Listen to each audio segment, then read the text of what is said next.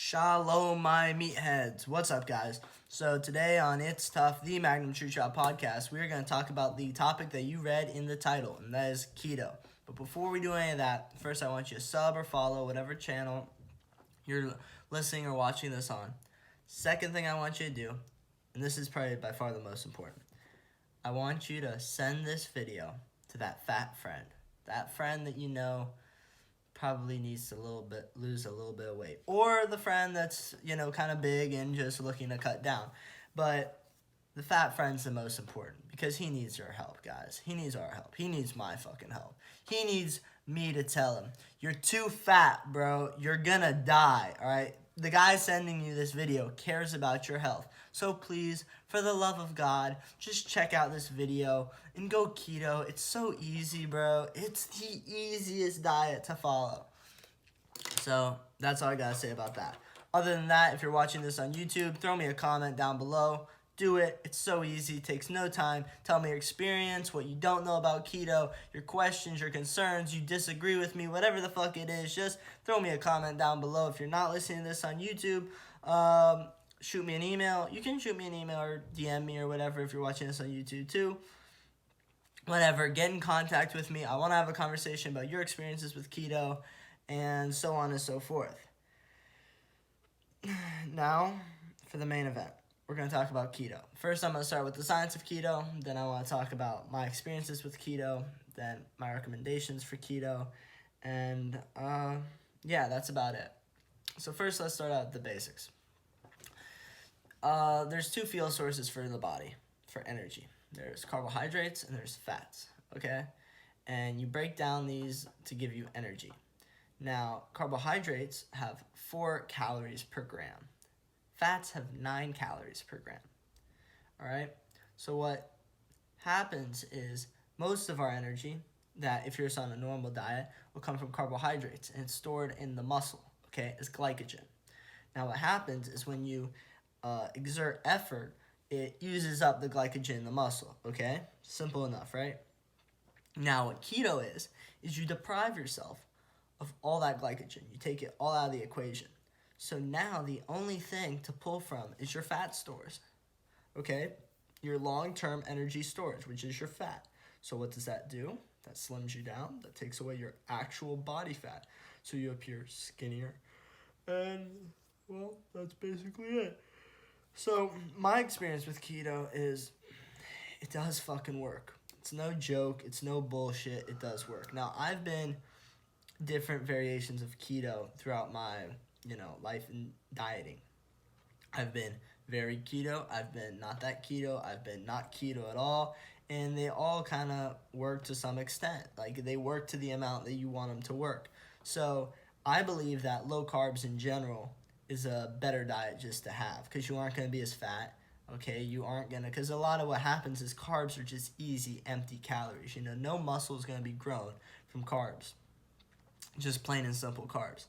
So if you're eating a loaf of bread, all that energy isn't going to get used up, if you're eating it at night, and it's just going to be stored as fat the next day. So that's what happens. So what I would do is I used to eat a lot of protein, okay? Fats I didn't even care about because I figured I get them from meats and stuff, but not a big deal because they're so, it's kind of tough to find fatty foods to eat. Then what I would do is I would have 40, 60, 80 grams of carbs, which is still quite low for having, say, 180, 200 plus grams of protein. So that was kind of my diet, and that's like a bro science-y diet, It's not an actual, diet with a label on it. Now, keto is, you guys know, pure fats, pure proteins. But realistically, they say 70% fat, 20% protein, 10% carb, which I think you need to keep those carbs even lower. I think you can put up your protein a little bit more. I could do, I think, easily 40% protein, but it's also 40% of your calories. So you gotta remember that's still more grams of protein than fat, because what's the conversion? If you're eating 50% of your calories from fat, but it's 9 grams a calorie, or 9 calories a gram, you're still got more grams of protein because those only have 4 or 5 calories per gram. Now, Keto works amazing. I already said it. I'm going to say it again. Because when I was kind of keto, I definitely was dropping weight. And I could tell that I was tighter and I didn't have tits as much. And my waist got smaller. I had less stomach, like the bottom stomach fat. The stubborn stomach fat was tougher. It all flew away. My arms definitely got leaner.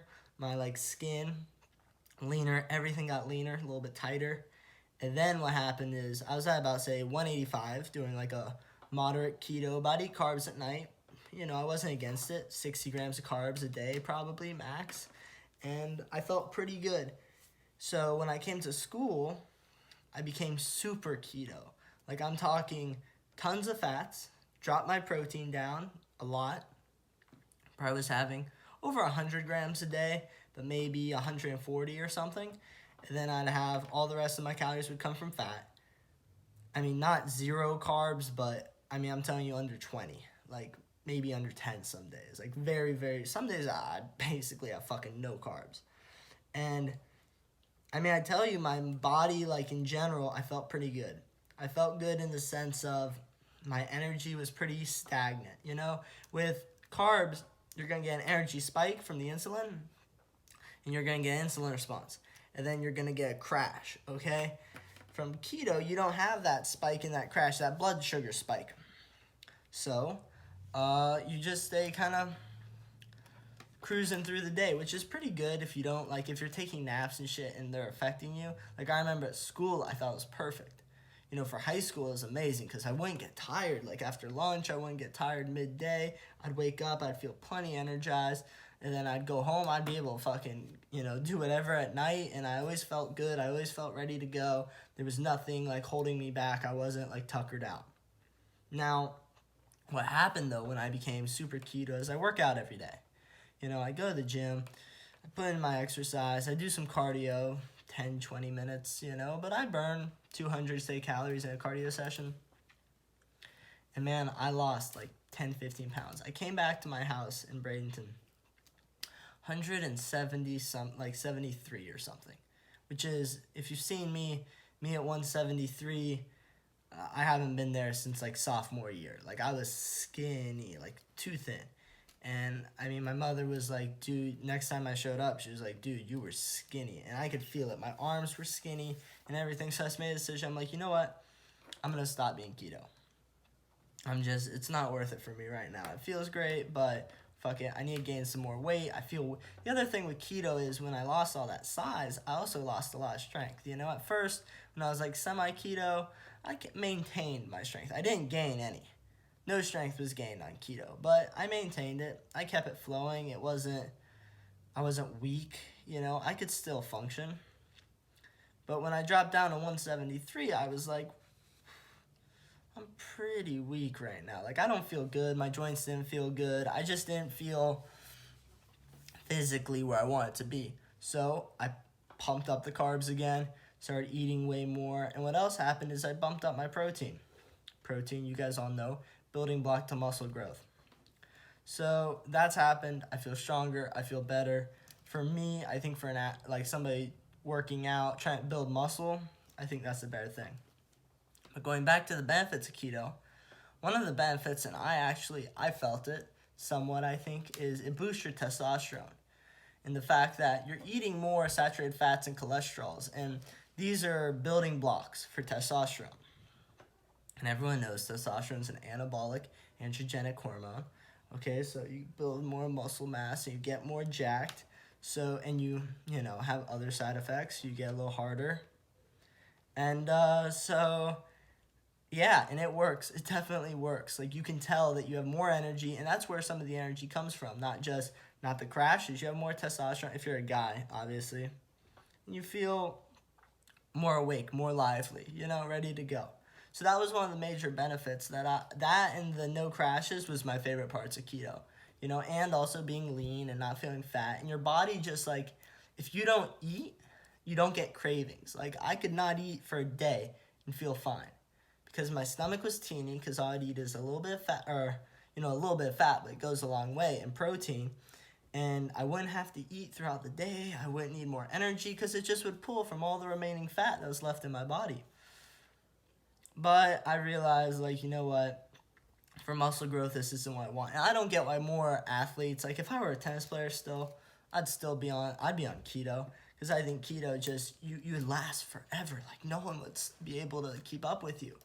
But the thing is, with carbs, is you have the more energy in the muscle. So it's like taking a pre-workout. It helps your overload capacity because you have more energy to actually explode with. So you're gonna build more muscle if you're eating carbs. That's why you can't build muscle on fucking keto.